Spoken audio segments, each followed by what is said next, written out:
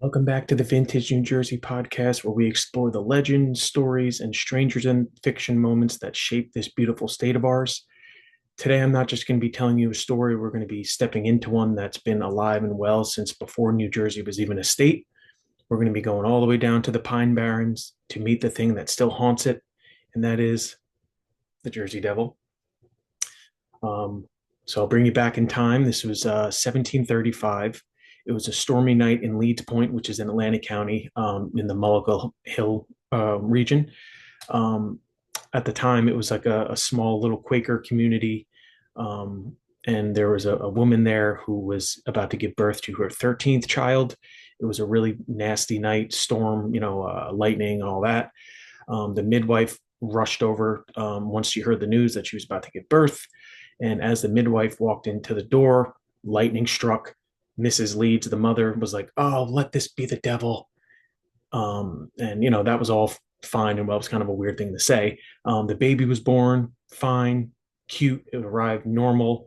Um, and then, for about 10 seconds. And then, sure enough, its skull stretched, its eyes kind of glazed over, became red.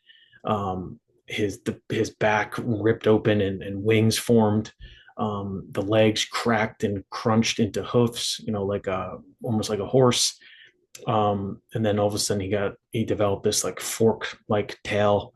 The thing rose shrieking. It sounded like a woman being murdered mixed with a horse in agony. That's what the report said. It slashed the midwife's throat, circled the room a few times, smashed up right up the chimney, leaving bricks and sparks everywhere, and vanished forever into the pines. From that night on, South Jersey had a name for whatever screamed like a maniac in the woods, and that was called the Leeds Devil. But by the time of the American Revolution, so 1770s, uh, the name kind of stuck as the Jersey Devil. Throughout that time, there were, from the night it happened till literally recently, there's been tons of reports of these this creature being seen by people, and I'm going to try and list off most of them. I'm probably missing a few, but so here's the list. Bear with me. In 1778, in Burlington County, um, this guy John Decatur fires a cannonball. He saw this thing, fired it straight through it, thought he got it, completely went through, and made this weird little laugh, and he just flew away. In the 1820s, Joseph Bonaparte, which was Napoleon's brother, he had a little a hunting spot in Point Breeze, New Jersey, when he saw this serpent like being charge him, and apparently he was spitting fire at him. Instead of shooting the gun, he kind of just dropped it and ran. All throughout the 1800s, farmers found perfect circles of hoof prints that were fresh in the snow. And then it wasn't just like a normal, someone walking normally. It was like leaps of like 20 feet, 30 feet. So obviously it was either flying or just jumping really high. It kind of freaked a lot of these farmers out. Um, then in 1909, it was it's pretty infamous week. The entire Northeast went crazy. So from January 16th to the 23rd, there were more than 1,000 sightings from Bristol, Pennsylvania, all the way down to Cape May. Camden police officers during that time cornered something that they saw hissing in an alleyway. They shot it, and then the thing just jumped straight up and flew away. A woman in Haddonfield just happened to open up her door and saw this thing perched, almost like a bird, staring. And she just saw the red eyes of this thing. Schools closed, factories let out. People started walking the streets with guns, and by the 24th of that month, it was gone. The papers blamed it on mass hysteria. Um, so that was just a wild time.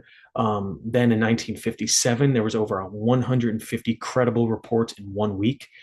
Dogs were torn apart in front of their owners. There was these prints burned into the roofs of their cars. Police emptied their entire guns at this thing that they saw hopping over rooftops of people's houses. And the state of New Jersey even put up a $10,000 reward for this thing's head. Um, Hunters and dogs flooded the Pine Barrens, but nothing was caught. On December 10th, the screaming finally stopped as suddenly as it started, but it never really leaves. In 1966, there were sheep drained of their blood near Tuckerton. In 1981, a ranger sees something perched on the Harrisville ruins, almost like a gargoyle. In 1993, some Boy Scouts in the Batso village smelled like this disgusting sulfury smell, and then they looked up into the sky and just saw something blocking out the moon. In 2002, there were 20 911 calls in one night in the Mullica River area.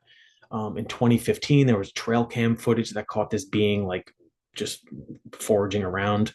And even last summer, there was someone on a dirt bike that swears he saw something land on an old railroad track and for like 5 seconds just stared at him and then just darted up and jumped into the sky through the trees. Um, Science and deniers say, it's like a big crane or like a escaped kangaroo or an owl with like rabies or something. But the Pine Barrens say different. It's been almost 300 years, and something still is haunting these areas.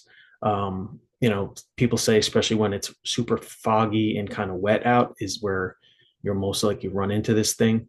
So if you're ever driving down South Jersey in the Pine Barrens area and you hear something on your roof of your car, do not get out and look. Just keep driving, because sometimes legends aren't just stories; they're warnings. This has been the Vintage New Jersey podcast. Thank you for riding with me into the Pine Barrens. Next time I have a little bit more upbeat story, but until then, keep your porch light on, keep your doors locked, and do not have 13 kids.